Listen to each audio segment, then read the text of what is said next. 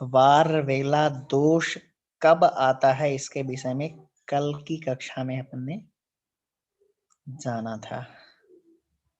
अब यहां से अलग प्रसंग प्रारंभ हो रहा है। नक्षत्र परिचयः। नक्षत्र परिचयः नक्षत्र परिचय हमें सबसे पहले नक्षत्र का अक्षर लिख रहे, अर्थ लिख रहे हैं। न क्षरतीति नक्षत्रम, जिसका क्षरण नहीं हो, जिसका नाश नहीं हो। क्षरण मतलब नाश। न क्षरतीति नक्षत्रम, जिसका नाश नहीं हो, नक्षत्र है। नक्षत्रम ताराणाम समूहः नक्षत्रमित्युच्यते।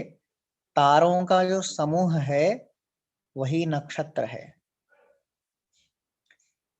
समग्र आकाशमंडले भचक्रे 27 नक्षत्राणि विद्यन्ते। एक भचक्र बनाया, संपूर्ण आकाश मंडल को एक गोला रूप में, एक चक्र रूप में बना दिया। ठीक है, एक भचक्र, भ माने सूर्य, सूर्य का एक चक्र बनाया, चक्र रूप में एक स्थापित किया, भचक्र निर्माण किया, चारों तरफ से गोला। पूरा आकाश मंडल को एक गोल था पिंडे तथा ब्रह्मांडे, ब्रह्मांड को एक गोले के रूप में परिकल्पना करके, और उसमें जो है वो संपूर्ण आकाश मंडल जो है ना, उस भचक्र की रचना किया और उसमें 27 नक्षत्रों को स्थापित किया। 27 नंबर स्थापित किया कि स्थापित हैं, तो उसमें विशेष तारा है, तारों का समूह नक्षत्र है, तो विशेष उसमें समूह विभाजन करके कुल जो तारा थे उनको 27 नक्षत्र के रूप में वहां पर स्थापित किया। 27 नक्षत्र के रूप में उनको। नित्य तत्व है, नाश नहीं होता। और कैसा आत्म तत्व है, आत्मा का नाश थोड़ा होता है, आत्म तत्व का नाश नहीं होता है। ठीक है, आत्मा नित्य है, नित्य तत्व है आत्म तत्व। उसी तरह से नक्षत्र भी है, उनका भी क्षरण नहीं होता है, नाश नहीं होता, विद्यमान रहते हैं वो सदा, उसी रूप में वो स्थिर रहते हैं। नक्षत्र भी, नक्षत्र तारा संग्रह संकुलापी है। तो तारों का समूह नक्षत्र हो गया, और समग्र आकाश मंडल में 27 नक्षत्राणि विद्यन्ते, 27 नक्षत्र हैं। ठीक है, 27 नक्षत्राणि विद्यन्ते, 27 नक्षत्र हैं। इसी 27 नक्षत्र में एक अभिजित नामक नक्षत्र भी आता है, लेकिन वो इसी का अंगभूत है। 27 नक्षत्रों का अंगभूत ही अभिजित नामक नक्षत्र है। तो नक्षत्रों की संख्या 27 ही है ना। 27 नक्षत्राणि, नक्षत्राणि कानि अगर प्रश्न आ जाता है तो 27 ही नक्षत्राणि ही होना उत्तर होगा। 27 ही नक्षत्र हैं, 27 ही नक्षत्र हैं। ठीक है, अब देखो, एतद अतिरिक्तमपि अभिजिज्यपि लिख रहे हैं नीचे। एतद अतिरिक्तमपि अभिजिदपि 28तमं नक्षत्रमस्ति। इसके अलावा, इन 27 नक्षत्रों के अलावा एक 28वां नक्षत्र है, अभिजित नामक भी। अभिजित नामक नक्षत्र भी है 28वां। ज्योतिषविदाम अभिप्रायेण उत्तराषाढ़ायाः अंतिमं 15 घटिकायाः है, 15 घटिकायाः 15 घटिकायाः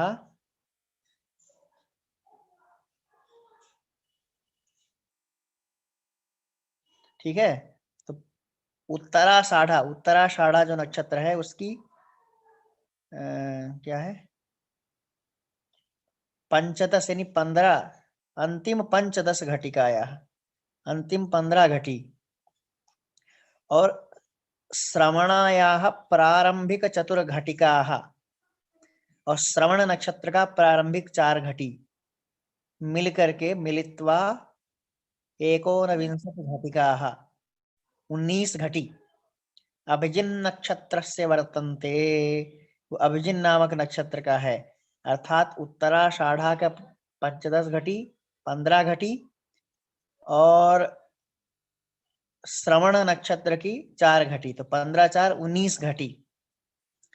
ठीक है, 19 घटी का अभिजिन नक्षत्र, 60 घटी का एक नक्षत्र होता है, 60 घटी का एक एक नक्षत्र 60 घटी तक रहता है, यानी 24 घंटे तक, है ना।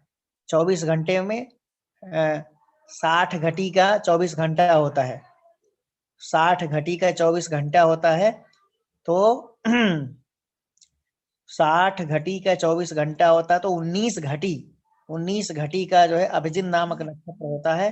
उत्तराषाढ़ा का अंतिम अंतिम 15 घटी और श्रवण नक्षत्र का प्रारंभ 4 घटी, यही 19 घटी जो है अभिजिन नामक नक्षत्र आता है। इसलिए अतिरिक्ततया इसकी जो है विशेष उपलब्धि, विशेष इसकी गणना नहीं है। 27 नक्षत्र ही माने गए हैं। अभी 28वां नक्षत्र जो अभिजित की चर्चा आती है वो इसी का अंगभूत है। उत्तराषाढ़ा और श्रवण नक्षत्र का ही वो समय है, वही उसी नक्षत्र का काल है, उसी को अभिजित नामक नक्षत्र कह देते हैं। ऐसा ज्योतिष विदाम अभिप्राय है।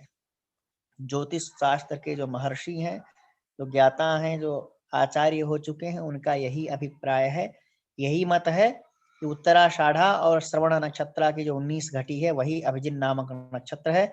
इसलिए एतद अतिरिक्त 27 के अतिरिक्त 28वां नक्षत्र नहीं होकर के मूल जो है 27 नक्षत्र ही है। ठीक है। सर्वेषु कार्येषु एताः घटिकाः शुभप्रदाः सन्ति। ये जो 19 घटी है सभी कार्य के लिए शुभ है, अर्थात ये अभिजिन नामक जो नक्षत्र है अथवा उत्तराषाढ़ा का अंतिम 15 घटी और श्रवण नक्षत्र का प्रारंभिक 4 घटी, ये जो 19 घटी है ये सभी के लिए शुभ है, सभी कार्य के लिए ये शुभ है।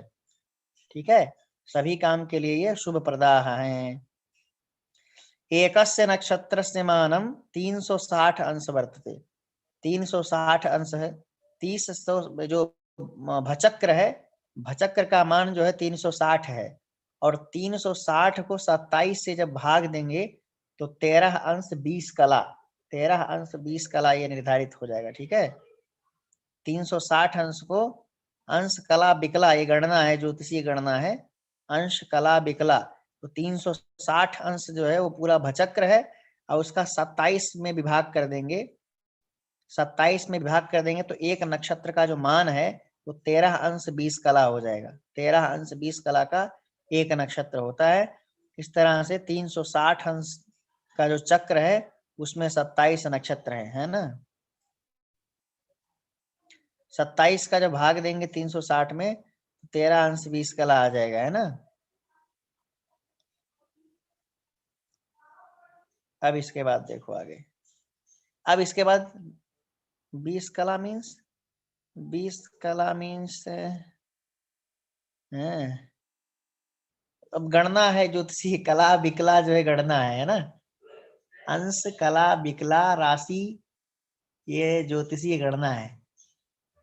ठीक है, अंश कला बिकला, घटी और पल, घटी और पल है ना, घटी और पल वो टाइम का गणना है। और ये जो है ये अंश जो वो भचक्र जो है ना 360 अंश का है, तो उसकी उसके लिए अंश कला बिकला गणना है।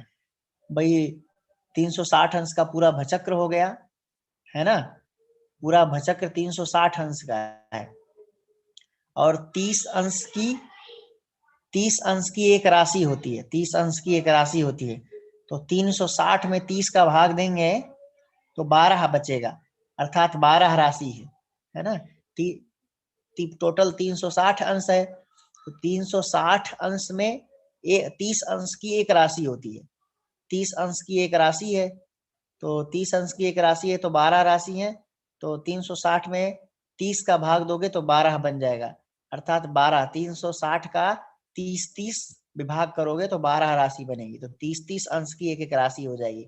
अब उस 30 अंश में जो है नक्षत्र जो है, नक्षत्र 13 अंश 20 कला का है, 27 नक्षत्र है, राशि 12 है, राशि 12 है तो 30 अंश की एक राशि होगी, और नक्षत्र 27 है तो 13 अंश 20 कला, मतलब एक अंश में जो है एक अंश 30 अंश अंश कला 60, एक अंश में 60 कला होता है ना, और एक कला में 60 बिकला होता है। ठीक है, 60 कला का एक अंश होता है, 60 कला का एक अंश होता है और 60 बिकला का एक कला होता है। ये गणना है, ज्योतिषीय गणना है, उसका अंश कला विकला, ठीक है। 60 तो जब विभाग करेंगे तो 13 अंश और 20 कला का एक जो है नक्षत्र होगा। एक नक्षत्र का जो मान है, एक नक्षत्र का मान मान होता है, जैसे पाई का मान निकालते हैं ना, पाई का मान क्या है। अब ये मैथमेटिक्स है सब, पाई का मान अब क्या चीज है, अब मान है निर्धारित किया गया गणित के अनुसार अंक, है ना। जैसे जो है जब कंप्यूटर में जाओ पढ़ने के लिए तो वो बाइनरी डिजिट चलता है उसमें, हेक्साडेसिमल, डेसिमल और बाइनरी, ऑक्सिकल क्या होता है, ऑक्टिकल। तो उसमें अब बाइनरी कोड का मान 2 है, 2 के द्वारा जो है विभाजित करते जाओ, 101001001100 आता जाता है, ठीक है। तो बाइनरी डिजिट का मूल जो भागांक है वो 2 है। ऑक्टल का जो है 8 है। हेक्साडेसिमल का शायद 16 है और डेसिमल का शायद 10 है, 10 है ना, 10 है। तो इस तरह से अपना वाला अगर मैथमेटिक्स का मान होता है, उसी तरह से 360 अंश की 360 अंश का पूरा भचक्र है, उसमें 30 अंश की एक एक राशि है, तो 12 राशि हो गया। और 13 अंश 20 कला का एक नक्षत्र है, 27 नक्षत्र, तो 13 अंश यानी 2.25 नक्षत्र की एक राशि होती है, ठीक है। तो 13 दूना 26, 13 दूना 26 और वही 4 30, 2 नक्षत्र और एक अंश, एक नक्षत्र का 4 अंश, तो 2.25 नक्षत्र की एक राशि हो जाती है, ठीक है। तो ये सब गणना है, उसको बैठाओगे पेन वोन लेकर के गणित लगाओगे तब जाके सुस्पष्ट होगा। अस्तु नक्षत्र नामानि। अब नक्षत्र का नाम बता रहे हैं, नाम संकीर्तन कर रहे हैं नक्षत्र का, ठीक है। अंश से छोटी गणना है, लघु इकाई है, लघु गणना है कला, ठीक है। एक अंश में 60 कला होता है, और कला से भी, उससे भी सूक्ष्म गणना है विकला, एक कला में 60 विकला होता है, ठीक है। ये सब सिस्टम है सारे। अब आओ इधर देखो, नक्षत्र नामानी, नक्षत्रों के नाम को देखो, अश्विनी भरणी चैव कृतिका रोहिणी, तथा अश्विनी नक्षत्र, दूसरा भरणी, तीसरा कृतिका, चौथा रोहिणी। मृगशीर्ष, फिर मृगशीर्ष, फिर तथाद्रा, फिर आर्द्रा नक्षत्र, पुनर्वसु अतः परम, उसके बाद पुनर्वसु नक्षत्र, ठीक है। तो पुनर्वसु नक्षत्र हो गया, तो अश्विनी, भरणी, कृत्तिका, रोहिणी, मृगशीर्ष, इसको मृगशिरा भी बोलते हैं, मृगशीर्ष अथवा मृगशिरा, तथार्द्रा और आर्द्रा, उसके बाद फिर पुनर्वसु, उसके बाद में पुष्य, पुष्य नक्षत्र, फिर आश्लेषा, फिर मघा प्रोक्तः, फिर मघा नक्षत्र, फिर पूर्वाचोत्तर फाल्गुनी, फिर पूर्वा फाल्गुनी, उत्तरा फाल्गुनी, उत्तर फाल्गुनी, पूर्वा फाल्गुनी, उत्तरा फाल्गुनी हो गया, पूर्वाचोत्तर फाल्गुनी, पूर्वा फाल्गुनी, उत्तरा फाल्गुनी। इसके बाद हस्त चित्रा तथा स्वाति, फिर हस्त नक्षत्र, उसके बाद चित्रा, हस्त के बाद में चित्रा नक्षत्र, तथा स्वाति, उसके बाद स्वाति नक्षत्र, स्वाति के बाद में विशाखा, तदनंतरम स्वाति नक्षत्र के बाद में विशाखा नक्षत्र, विशाखा, विशाखा नक्षत्र में उत्पन्न होने वाले की दो, विशाखा के 2 चरण में उत्पन्न हो गया तो वृष राशि। अब विशाखा के अगले नेक्स्ट 2 चरण में उत्पन्न हो बालक, तो उस नहीं, विशाखा के ऊपर वाले फर्स्ट 2 चरण में बालक का जन्म हो तो तुला राशि, और विशाखा का नीचे 2 चरण में जन्म हो तो जो है, अर्थात विशाखा नक्षत्र जिस दिन रहेगा उस दिन 12 घंटे तक तो तुला राशि और 12 घंटे वृष राशि, विशाखा नक्षत्र में जन्म ले रहे। आगे स्पष्ट होगा सब नक्षत्र अक्षर जब देखोगे, अक्षर अक्षर। तो विशाखा तदनंतरम, स्वाति नक्षत्र के बाद में विशाखा नक्षत्र, विशाखा के बाद अनुराधा तथा ज्येष्ठा, फिर अनुराधा नक्षत्र, उसके बाद में ज्येष्ठा, ज्येष्ठा के बाद मूलभम च तथा परम, मूलभम, मूल नक्षत्र, ज्येष्ठा के बाद में मूल नक्षत्र, मूल नक्षत्र के बाद में आता है पूर्वाषाढ़ोत्तराषाढ़ा, फिर पूर्वाषाढ़ा नक्षत्र, पूर्वाषाढ़ा नक्षत्र के बाद में उत्तराषाढ़ा, उत्तराषाढ़ा के बाद में अभिजित, फिर अभिजित नक्षत्र आ गया, श्रवण तथा फिर श्रवण नक्षत्र।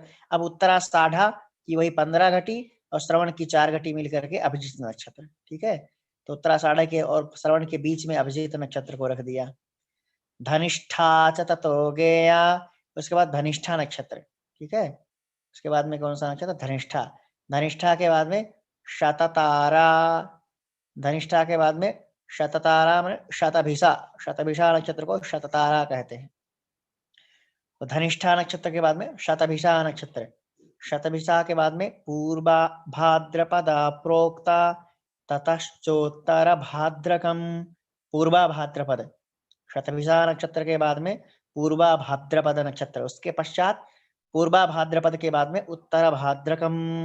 उत्तरा भाद्रपद नक्षत्र। ठीक है, पूर्वा भाद्रपद, उत्तरा भाद्रपद, उत्तर भाद्रपद नक्षत्र हो गया।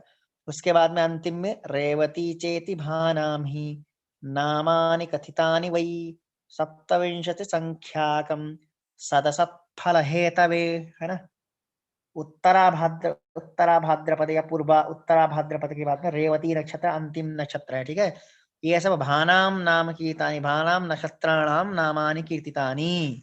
ये नाम जो है कीर्तित किए गए, नाम बताए गए। भचक्र में जो 27 नक्षत्र है, 27 तारों का समूह जो डिवीजन किया, विभाग किया, वो प्रत्येक जो है समूह का एक एक नाम दिया, एक एक नक्षत्र नाम दे दिया, तो 27 नक्षत्रीय नाम दिया। ये जो 27 नक्षत्र है, सप्तविंशति संख्या कम सदसत फल हेते, सत और असत फल के कारण है। ये सप्तविंशति नक्षत्र जो है सद असत फल के कारण है। ठीक है, इनके द्वारा सद असत फल पर विचार किया जाता है।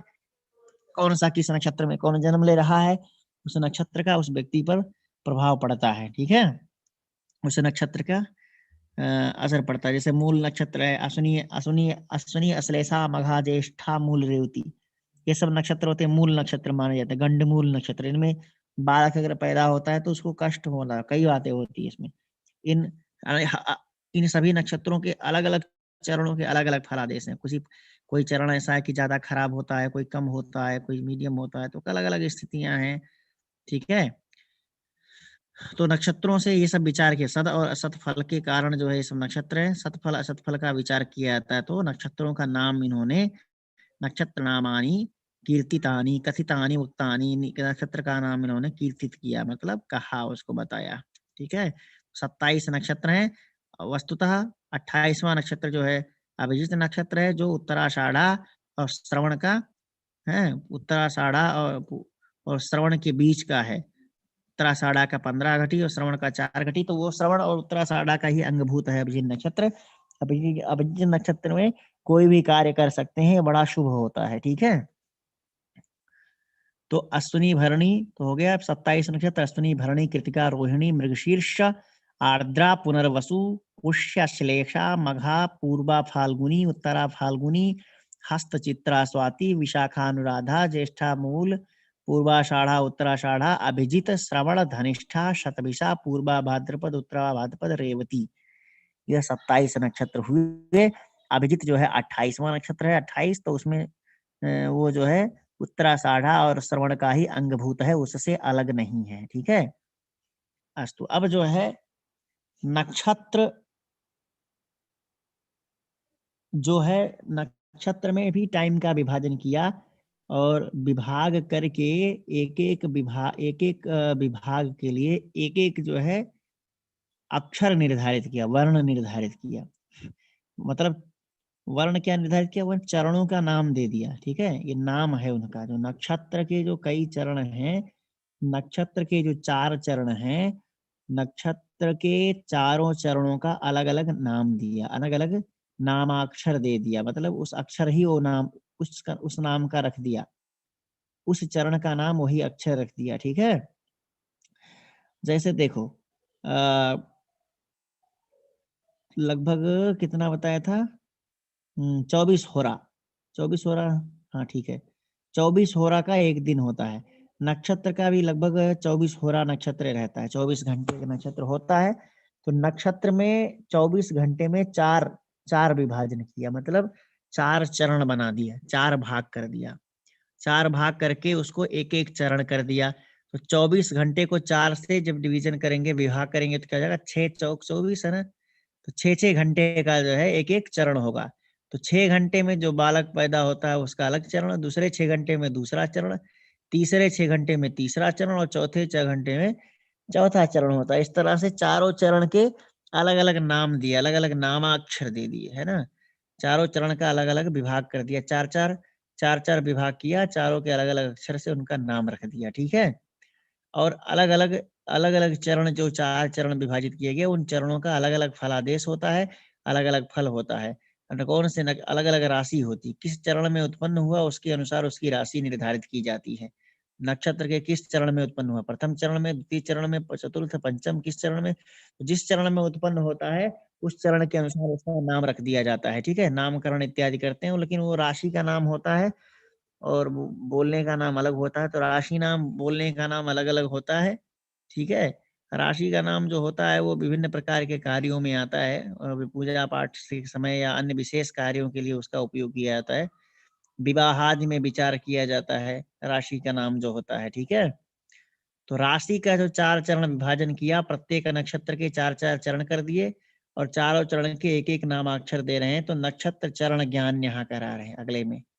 अगला जो अपना वो है, नक्षत्रेषु नक्षत्राणाम चरण ज्ञानम, प्रत्येक नक्षत्र का अश्विनी से लेकर के और रेवती पर्यंत जो 27 नक्षत्र हैं, उन 27 नक्षत्र के 27 नक्षत्र में 4 4 चरण विभाजित किया और प्रत्येक चरण का अलग अलग भिन्न भिन्न अक्षर उनका रखा। प्रत्येक चरण का कौन सा अक्षर होगा, उस राशि उस नक्षत्र के कौन सा चरण का कौन अक्षर होगा, ये सारा इसमें निर्धारित किया। तो इस अगला जो प्रसंग है अपना, ये है नक्षत्राणाम चरण ज्ञानम। तो विशेष करके इसमें से एक प्रश्न बनता ही बनता है, नक्षत्राम चरण ज्ञानम में से आता ही आता है एक प्रश्न, तो इसमें से देते ही देते हैं, ठीक है। तो एक प्रश्न जो है आपका पहले जो पढ़ चुके हैं, नंदा भद्रा जया रिक्ता पूर्णा तिथि नाम, उनमें से एक प्रश्न बनता है तिथि से। वार में से एक, वार वेला दोष से कदाचित एक प्रश्न बनता है। नहीं, नक्षत्र वाला ये चरण ज्ञान से यहाँ से एक प्रश्न बनता है, ये सब बनता ही बनता है। इन दोनों से तो फिक्स है। नक्षत्रों का चरण ज्ञान ये किए और वो एक प्रथम जो था वो तिथि का जो नाम किया था, तिथि का जो नामकरण किया है, नंदा भद्रा जया रिक्ता पूर्णा, उसमें से इन दोनों में से एक एक प्रश्न आता ही आता है, ठीक है। तो नक्षत्र चरण ज्ञान के लिए प्रत्येक नक्षत्र के 4 चरण विभाजित किए। अब एक एक नक्षत्र के चारों चरण का अलग अलग नामाक्षर है, उसको बता रहे हैं अगले श्लोक में। चूचे चोला पदेशवाद्य, पदेशु आद्य माने आद्य जो नक्षत्र है, आद्य नक्षत्र अश्विनी नक्षत्र, उसके 4 चरण हैं। प्रथम चरण चू, दूसरे चरण चे, तीसरे चरण चो, चौथा चरण ला। चारों चरण 6 घंटे चू, 6 घंटे चे, 6 घंटे चो, 6 घंटे ला। अलग अलग चरणों के अलग अलग अक्षर दे दिए, ठीक है। अलग चरण, चारों जो चरण हैं नक्षत्र के 24 घंटे में 6 घंटे के जो 4 चरण आते हैं, हाँ 6 घंटे के जो 4 चरण आते हैं, तो प्रत्येक घंटे के लिए एक जो है एक जो है नक्षत्राक्षर दे दिया, ठीक है। उसका नाम, उसका एक चरण का एक अक्षर नाम रख दिया, चू नाम रख दिया, फिर चे नाम रख दिया, फिर चो, फिर ला। इसी तरह से भरणी नक्षत्र में आते हैं, तो आद्य लीलू लेलो यमस्त्य भे सर। ये नक्षत्र जो है ना, नक्षत्र के चरण है। नक्षत्र जो है ना, नक्षत्र का जो हमारा जो 27 नक्षत्र है, उसमें एक एक नक्षत्र के 4 4 चरण विभाजित किए, ठीक है। 4 नक्षत्र जो है 24 घंटे का होता है, तो 24 घंटे को 6 घंटे का 4 विभाग कर दिया। 4 विभाग किया तो 6 घंटे का एक विभाग, 6 घंटे का एक विभाग कर दिया। अब 6 घंटे में जो जन्म लेने वाला बालक है, उसका चा अक्षर से आता है, चा अक्षर से उसका नामकरण होता है। राशि नाम जो होता है वो चा अक्षर से होता है। इसी चा अक्षर से पता चलता है किस राशि में है, कौन सा है ना। राशि का प्रतिनिधिभूत नाम रखा जाता है बालक का ना, राशि नाम। नामकरण जब संस्कार करते हैं तो राशि नाम भी जो है करते हैं, तो राशि नाम में राशि का, किस राशि का ये बालक है उसके अनुसार जो है नाम रखा जाता है। तो नक्षत्र के चरण में जो अक्षर आता है, उसी अक्षर से उसका राशि नाम रखा जाता है बालक का।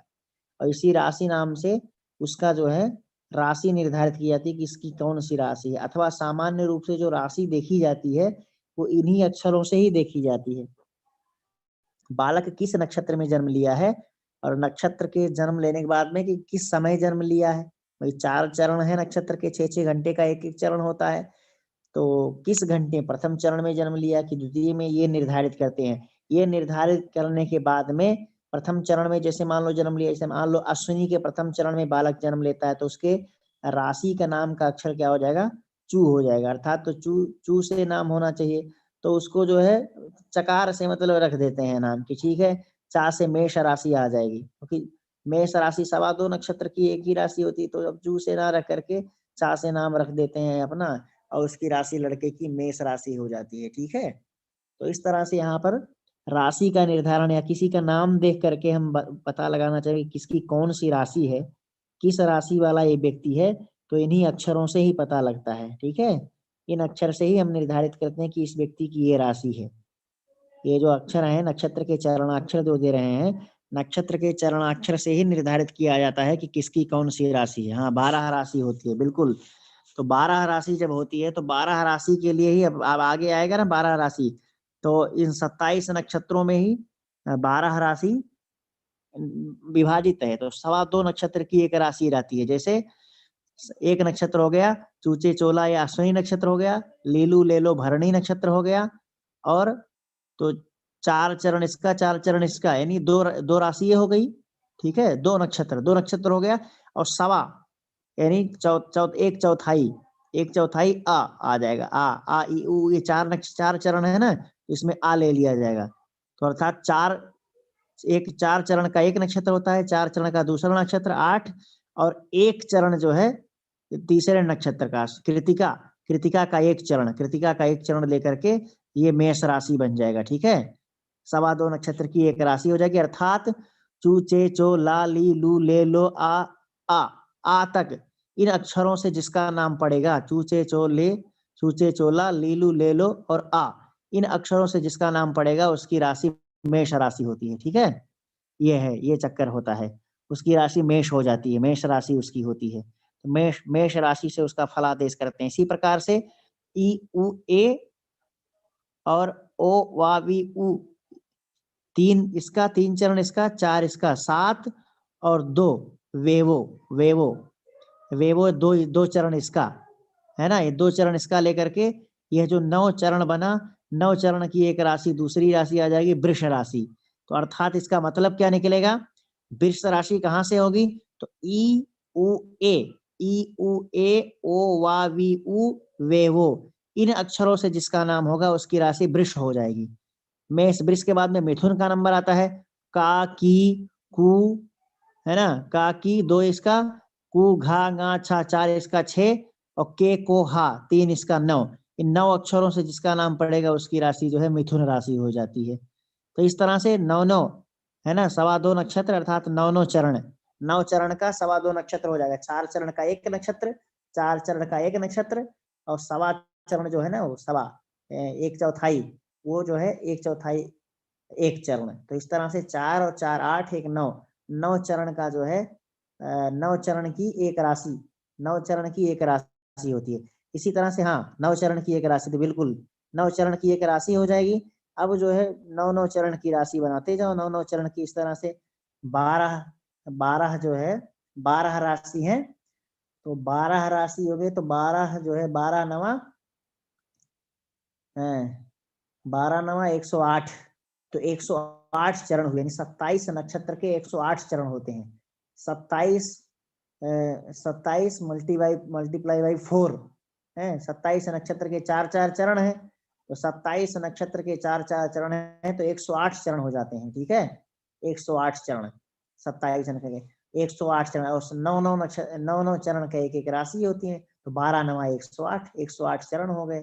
तो 27 नक्षत्र के 108 चरण है, और उन 108 चरण को 12 राशियों में विभाजित करना है, तो 9 चरण की एक राशि हो जाएगी। इसी तरह से 9 चरण की एक राशि हो जाएगी। इन 9 अक्षरों से जिसका नाम आएगा उसकी वो राशि निर्धारित करते जाएंगे। 9 चरण के जो अक्षर हैं, 9 चरण के जो अक्षर हैं, उन 9 चरणों के अक्षर को लेकर के उस व्यक्ति की वो राशि है, इसकी ये राशि है, उसकी वो राशि है, ये राशि निर्धारण इन्हीं चरणों से होता है। नक्षत्र चरणों को लेकर के ही राशि का निर्धारण किया जाता है, ठीक है। तो अब 9 अक्षर देख लो, 9 अक्षर याद, इसको याद कर लो, 9 अक्षर इसको याद रहे तो किसकी कौन राशि है फटाफट बताते हो। तुम्हारी ये राशि है, तुम्हारी ये राशि है, यही होता है और क्या है। ठीक है, तो अब राशि का अक्षर चूचे चोला अश्विनी, चूचे चोला पदोस पदे स्वाद्य आद्य जो नक्षत्र है अश्विनी नक्षत्र के लिए 4 चरण चूचे चोला। उसी तरह से भरणी लीलू ले लो यमस्य भे, यमस्य मैंने भरणी, यम के हो गए भरणी नक्षत्र के। फिर आ ई उ यो कृतिका, कृतिका नक्षत्र के आई हुए हो गए। फिर रोहिणी नक्षत्र का ओ वा वीवु, ये रोहिणी नक्षत्र का हो गया। मृगशीर्ष नक्षत्र का वेवो काकी, वेवे काकी मृगशीर्ष नक्षत्र का। आर्द्रा नक्षत्र का हुआ कु घ ङ छ, कु घ ङ छ जो है वो आर्द्रा नक्षत्र का हुआ। फिर केको हाही ये पुनर्वसु नक्षत्र का हुआ। ठीक है, पुनर्वसु हु हे हो पुनर्वसु के बाद पुष्य नक्षत्र का हुआ है हु हे हो। फिर उसके बाद डीडू डेडो आश्लेषा, डीडू डेडो आश्लेषा नक्षत्र। मामी मुंह में मघा नक्षत्र, मघा भी थे, मामी मुंह में मघा भी थे, मघा नक्षत्र मामी मुंह में मघा नक्षत्र आ गया। मोटा टीटू, मोटा टीटू मघा के बाद पूर्वा फाल्गुनी, मोटा टीटू पूर्वा फाल्गुनी। और टेटो, टेटो पापा, टेटो पाप्य, टेटो पापी ये जो है उत्तरा फाल्गुनी नक्षत्र का हो गया। मोटा टीटू हस्त नक्षत्र का हो गया है, नहीं मोटा टीटू तो अलग हो गया। ये पूषा, पूषा अनाथा जो है हस्त नक्षत्र का हो गया। फिर उसके बाद में पेपो रारी चित्रा नक्षत्र, रूरी ऋतोता स्वाति, तीतु तेतो विशाखा, तीतु तेतो विशाखा नक्षत्र हो गया। अनुराधा का नानी नूने, नानी नूने अनुराधा। नो या ईयू ज्येष्ठा, ज्येष्ठा नक्षत्र हो गए। नो नो या ईयू। ये यो भाभी मूल, ये यो भूधा फाढ़ा, भूधा फाढ़ा पूर्वाषाढ़ा। भैभो जाजी उत्तराषाढ़ा। जूजे जेजो अभिजित भवेत, जूजे जोखा, जूजे जोखा अभिजित नक्षत्र। खीखू खेखो श्रवण, गागी गुगे धनिष्ठा। गोसा शिशु सतभिसा, सादो दादी पूर्वाषाढ़ा। दूधा झाझा उत्तराषाढ़ा। उसके बाद में पूर्वा भाद्रपद, पूर्वा उत्तरा भाद्रपद। फिर दे दो चाची, दे दो चाची अंतिम में रेवती नक्षत्र है, पौष्णभे रेवती नक्षत्र। दे दो चाची ये हो गया रेवती नक्षत्र। इस तरह से 27 नक्षत्र, 27 नक्षत्रों के 4-4 चरण विभाग करके प्रत्येक चरण का एक एक अक्षर नाम रख दिया। एक एक अक्षर नाम रख करके 27 जो चरण है वो 27 चरण के मतलब 108, 108 अक्षर, 108 चरण हुए। 4-4 चरण सबके है ना, तो 4-4 चरण हुए तो 108, 108 चरण हुए। 108 चरणों का नाम 108 अक्षर रख दिया गया। ठीक है, 108 अक्षर के द्वारा 108 चरणों को नाम दिया गया। इन 108 अक्षर, इन 108 चरणों में जिसका जो जन्म होता है उसी अक्षर से उसका नाम जो है नामकरण संस्कार अथवा राशि का निर्धारण करते हैं कि इसकी कौन सी राशि है या इसका क्या नाम रखना चाहिए। ठीक है, क्या नाम रखना चाहिए या क्या राशि है, इस बात पर विचार करते। जो राशि नाम होता है वो इसी नामाक्षर पर रखा जाता है। ये जो नक्षत्राक्षर है इस नक्षत्र का अक्षर को लेकर के ही राशि नाम रखा जाता है बालक का, बालक या बालिका का कोई भी हो, उसका जो नामकरण राशि नाम जो है वो इसी नक्षत्र के अक्षर के आधार पर रखा जाता है। और इन्हीं नक्षत्र के आधार पर ही राशि का भी निर्धारण होता कि इसकी कौन सी राशि है। ठीक है, कौन सी राशि है, किस नक्षत्र में पैदा हुआ है, इन सबका निर्धारण नक्षत्र के किस चरण में है, क्योंकि प्रत्येक नक्षत्र का एक एक जो चरण है सबके अलग अलग फल हैं। प्रथम चरण नक्षत्र का प्रथम चरण का अलग फल है, द्वितीय चरण का अलग फल है। हर नक्षत्र के प्रत्येक नक्षत्र के प्रत्येक चरण में जन्म लेने का अलग अलग महत्व है, अलग अलग फल है, उसका अलग अलग प्रभाव पड़ता है। ठीक है, तो कौन सा मूल नक्षत्र है, कौन सा क्या है, किसका क्या प्रभाव पड़ेगा। किसी नक्षत्र में जन्म लेने से तबीयत खराब रहती है तो कोई नक्षत्र है तो शुभ होता है, कोई नक्षत्र में जन्म लिया खूब स्वस्थ रहता है, कोई नक्षत्र में जन्म लिया तो धन की हानि होती है, कोई नक्षत्र में, मतलब अलग अलग नक्षत्रों के अलग अलग फल हैं। 27 नक्षत्र के 27 नक्षत्र के 108 जो चरण हैं, 108 चरण के अलग अलग फलादेश हैं। प्रत्येक चरण में उत्पन्न होने वाले का अलग अलग स्थिति है, अलग अलग फलादेश है, अलग अलग प्रकार से विचार किया जाता है। इति शुभम। ठीक है, तो इस तरह से नक्षत्रासर, नक्षत्र का नाम और नक्षत्राक्षर, ये इसमें से नक्षत्रासर नक्षत्र का नाम तो है ही नॉर्मल है तो कोई दिक्कत ही नहीं।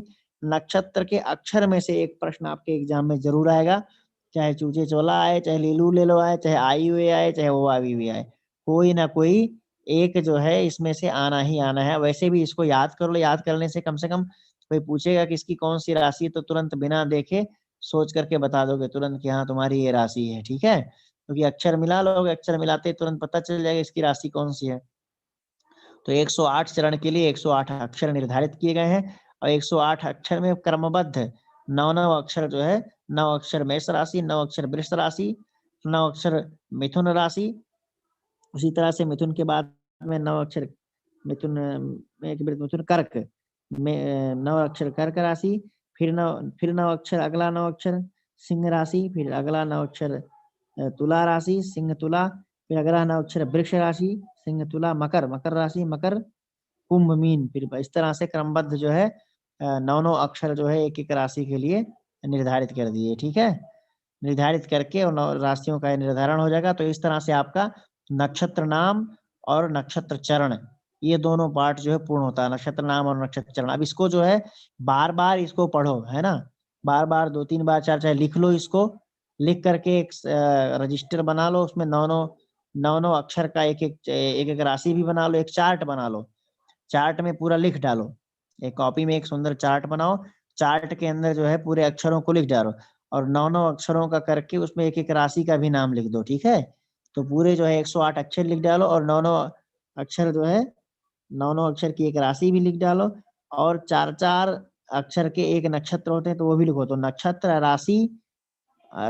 राशि दोनों का एक साथ विभाजन करो। जैसे नक्षत्र के 4 अक्षर आते हैं तो वो भी सामने लिख दो। पहले 4 अक्षर का नक्षत्र बना लो, पहले पूरे 108 अक्षर लिख लो क्रम से, फिर 4 अक्षर का एक एक नक्षत्र बना लो और फिर उसके बाद में 9 अक्षर का एक जो है राशि बना लो। तो इस तरह से जो है एरो लगा करके बढ़िया से रजिस्टर में बना सकते हो। अगर आप पहले क्रमबद्ध 108 अक्षर लिख लो, फिर उसके बाद 4 अक्षर का एक एक नक्षत्र लिख दो, फिर उसके बाद में 9 अक्षर का एक उसके बड़ा एरो खींच करके 9 जो है नक्षत्र का 9 चरण का एक एक राशि करके लिख लो। तो उसको बार बार देखोगे तो अपने आप ही चरण और राशि दोनों तैयार हो जाएगा, ठीक है। चरण राशि दोनों तैयार हो जाएगा, इसमें से 100% एक प्रश्न आता ही आता है। तो ये और वो ये दोनों, तो एक प्रश्न उसमें से, एक वारवेला वाले में से, वारवेला में से कदाचित नहीं भी पूछता है, लेकिन वो तिथि संज्ञा वाले में से पूछता है। तिथि संज्ञा वाला एक क्वेश्चन फिक्स है और ये फिर नक्षत्र अक्षर में से फिक्स है, इन दोनों में से आना ही आना है, ठीक है। तो ये आपके 2 तैयार होते हैं। अब इससे आगे जो है अगली क्लास में अपन देखेंगे, ठीक है। इसको पढ़ो, इसको चार्ट जो है अपने कॉपी में बना लो, इसका चार्ट, इसका लंबा चार्ट बना करके और एक खींच करके रेखा उखा उसके अंदर बढ़िया से जो है ना जमा करके और पूरा पहले नक्षत्र का अक्षर लिख लो, फिर 4 ऐसे कोड करके एक साइड से नक्षत्र का अक्षर लिख लो पहले, और फिर 4 अक्षर पर ऐसे एरो लगा करके फिर नक्षत्र का नाम लिख लो, फिर 9 अक्षर पर लगा करके एक राशि का नाम लिख लो। तो इस तरह से चार्ट बना लो और चार्ट बना करके उसको तैयार कर लो। तो 12 राशियों के जो प्रत्येक राशि के जो अलग-अलग अक्षर हैं और अलग-अलग नक्षत्र हैं वो तैयार हो जाएंगे। तो उससे कोई दिक्कत नहीं होगी, उसको बार-बार देखोगे ना तो संस्कार में आ जाएगा, फिर रटना भी नहीं पड़ेगा, समझ में आ जाएगा। थोड़ा बहुत वैसे याद करने की प्रक्रिया ये है कि एक बार कोई भी चीज़ देखते हैं तो हमें याद हो जाता है। हाँ, याद नहीं आता है वो दृढ़ संस्कार के अभाव में याद नहीं आता है। दृढ़ संस्कार तो बार-बार देखने से है ना, आभीक्ष्णम, आभीक्ष्ण होना चाहिए, माने बार-बार श्रवण, आभीक्ष्ण श्रवणम, बार-बार सुनना चाहिए, बार-बार देखना चाहिए। बार-बार सुनोगे, बार-बार देखोगे तो वो जो विषय है वो अपने आप बुद्धि में स्थिर हो जाएगा, ठीक है? इति शुभम। धन्यवादः।